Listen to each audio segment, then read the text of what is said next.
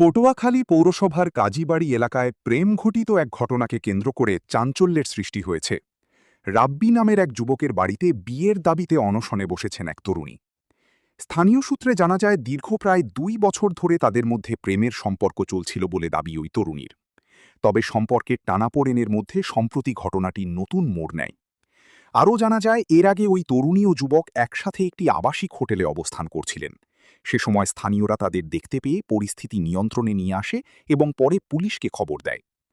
Police ঘটনাস্থলে পৌঁছে দুজনকে তাদের হেফাজতে নেন।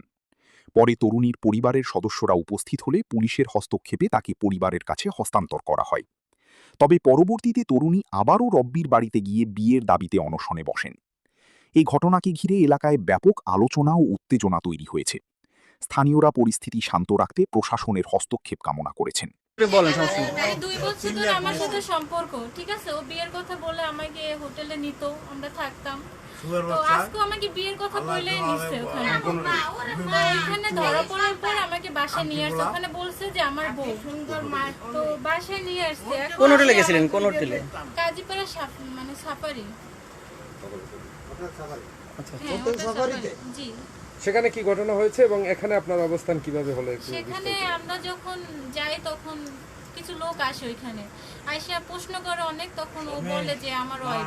পরবর্তীতে অনেক প্রশ্ন করার পর ও সত্যিটা বলে যে না, আমার ওয়াইফ না, আমরা বিয়ে করব।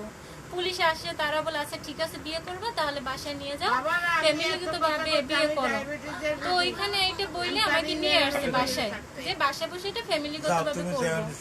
পুলিশ আমার ফ্যামিলি আনতে বলছে, আমার ফ্যামিলি আমি খবর দিচ্ছি।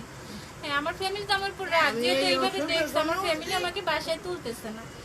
এখন এখানে আসার পর আমাকে বিয়ের কথা বললো, সবকিছু স্বীকার করলো। এখন তারা কেউ রাজি না বিয়ের জন্য। আপনি এখন কি চান? আমাকে অধিকার দেয়।